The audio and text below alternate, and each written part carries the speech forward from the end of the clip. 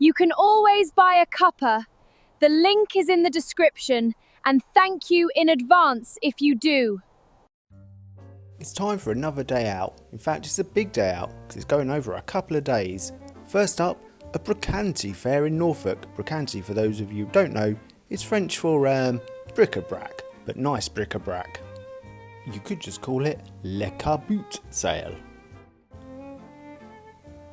Get your elbow out the way, love. And you. Ah, that's Mrs. St. Harrison. She's already spotted a bargain.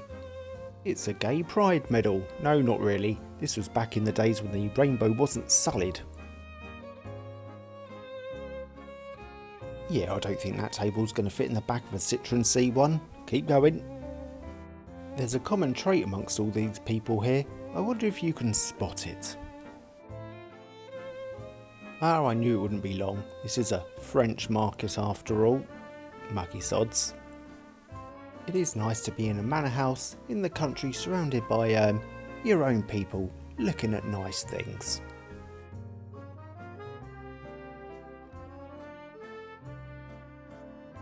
There's the ruins of the old chapel up on the hill there. We'll be up there in a minute after we stand in this long queue to get some drinks and some food and show off the bargain we finally found after walking around for about 2 hours. Now, Bayfield Hall was built in the 1700s, replacing an earlier manor house built in the 1500s. The name Bayfield comes from the Anglo-Saxon language and means the open field owned by the Bagers. Now, this is the derelict ruins of the medieval Church of St Margaret, which was the parish church for the lost settlement of the village of Bayfield, which once surrounded this ruined church. Well, of course, it's covered up. Now, before the Norman conquest of 1066, the manor of Bayfield had been owned by a freeman called Godric, but after 1066, he was ejected from the land. Maybe he's down the well. But what did we buy? Well, we got a lovely frame with a picture of a bird in it. What a bargain, at only £25, and we haggled that down and all. Anyway, time to go. Then we saw a big family of geese. Ah, how nice, how relaxed they must be knowing there's no one around who's going to try and cook them.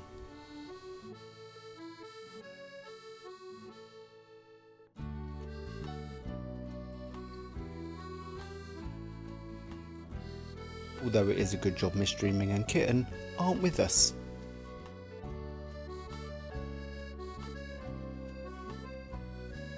Plus there was some deer as well. Of course, they're everywhere around here. It was then time for the PA summer camp. Time to drive up for 7 hours in the sun down one-lane roads so we can see our friends we only see a couple of times a year because everyone lives all over the fucking place. And then we arrived to our pod in Pendle. Very nice. Live, laugh, love. Very smart. And there's even a balcony as well. Somewhere to have a fag. Ah, what lovely views. This weekend should be really good. Nice, dry, and all ready for a 2-hour hike the following day. Now all of these pods are named individually after different places. What was our one called? Well, would you believe it? Oh dear. The following day, the sun had disappeared because we were in the north and it was absolutely pissing down with rain instead, and windy. So no, there was going to be no walking around in that. So instead, we decided to go to Pendle Hill, well, more specifically, the Pendle Inn. Unsurprisingly, there is a lot of witch-related paraphernalia on in Pendle, all going back to the times when they had the witch trials here many years ago. Lancashire 1612 was very bleak, much like it is now. King James I had recently survived the gunpowder plot and was convinced that witches were real. The Pendle area itself was desperately poor. People scraped by through farming, begging and odd jobs, just like now. There were two families who couldn't stand each other, the Devices and the Chattoxes. They were warring neighbours. The spark came from a teenage girl called Alison Device. She asked a travelling peddler named John Law. Excuse me, sir, would you like to buy any pins? Sorry, young woman, no, I don't need any. They argued, and a few moments later, the poor fellow fell over, collapsing.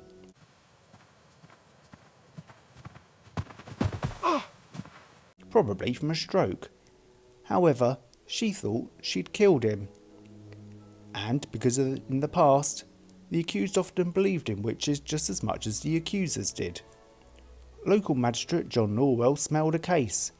Alison confessed, and as confessions have a habit of doing, started dragging other people into it as well. Old grudges came stretching back. Then came Malkin Tower. Family members met while some of the accused were already in prison, to organise food, money and legal help. Officials looked at the gathering and thought, it's a witches' convention. More arrests followed.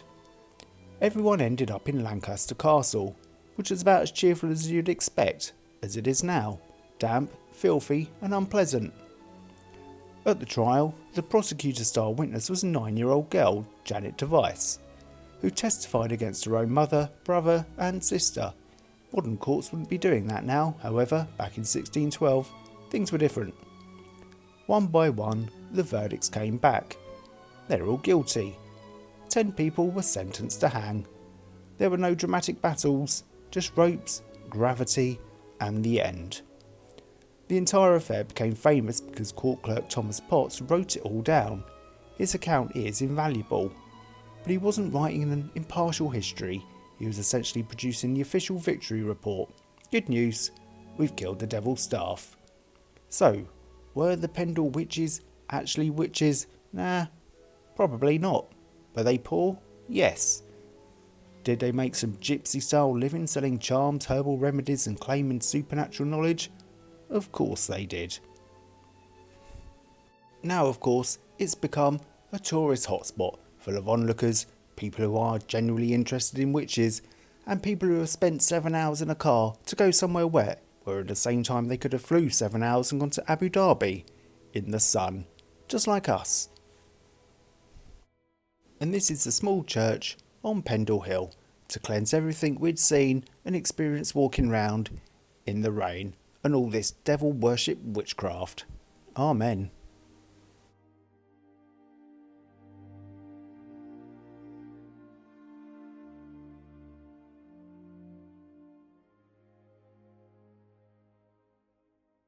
Now, surprisingly, the rain stopped for a couple of hours, so me and Mrs. St. Harrison went along to Gawthorpe Hall, an old Elizabethan house from 1600s. It was built between 1600 and 1605 for Reverend Lawrence Shuttleworth.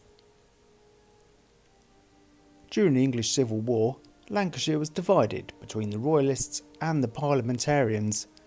The Shuttleworth family largely supported Parliament, although the hall itself escaped the destruction that befell many country houses during the conflict. As a result, much of it survived intact. After 1669, the family lived elsewhere, and Gawthorpe was no longer principal residence for nearly 150 years, and by the 19th century, it had fallen into very disrepair. Everything changed after Janet Shuttleworth married Dr. James Kay in 1842. Between 1850 and 1856, he commissioned the celebrated architect Charles Barry to restore and remodel the hall. He also did the Palace of Westminster. Rather than demolishing the house, he carefully modernised it, adding a central staircase tower, Gothic interiors, decorative ironwork, and improved gardens and terraces. Unfortunately, because we're in Lancashire, this didn't go right, and the hall was shut for the few days that we were up there, so we couldn't see inside. Gawthorpe Hall became a meeting place for important Victorian writers. Charlotte Bronte visited several times as a guest. A long-standing local tradition says Charlotte caught a chill while walking through the grounds. Although impossible to prove medically, many Victorian accounts link this illness to the decline that preceded her death later that year. Another reason to never go to Lancashire. One of the hall's most influential later residents was Rachel K. Shuttleworth. Born in 1886, she devoted her life to collecting historic embroidery, lace and textiles from around Britain and Europe. Her collection eventually became one of the finest in Britain and remains one of Gawthorpe Hall's greatest attractions, which again we couldn't see because we couldn't get inside, despite our attempts. Despite its proximity to the Pendle witch nonsense, it played no part in the investigations or trials. The Shuttleworth family lived in the same social and political world as the magistrates and landowners, so they probably agreed with the hangings. Modern novelist Stacey Halls later used Gawthorpe Hall as a major setting for her best-selling historical novel, The Familiars, which fictionalises the events surrounding the Pendle witches and makes out how it's all evil men doing it, even though men were hung as well. Anyway, it's time to go home now and spend these 7 hours on the road, back to the sunshine and normality, unlike this person on the side of the road. It could be worse, they could have been in the north. Until next time, ta-ta for now. Did you enjoy that video more than the last one? Of course, it was definitely less shit. Let's buy him a cuppa. Come on, you three, let's go. Thank you in advance if you do!